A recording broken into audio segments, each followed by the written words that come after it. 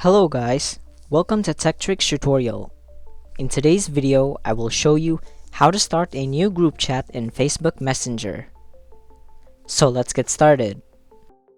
First, let's open Messenger.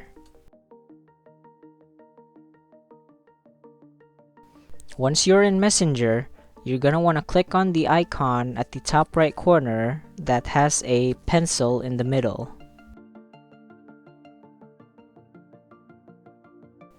Now you're going to click on Group Chat. From here, you're going to select at least 2 people to add to your group chat.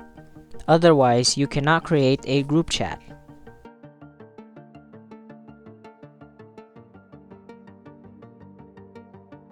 Once you've selected enough people, go ahead and click Create on the top right corner.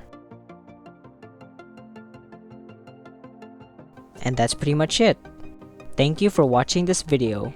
If you found this video helpful, please consider dropping a like and subscribing to the channel.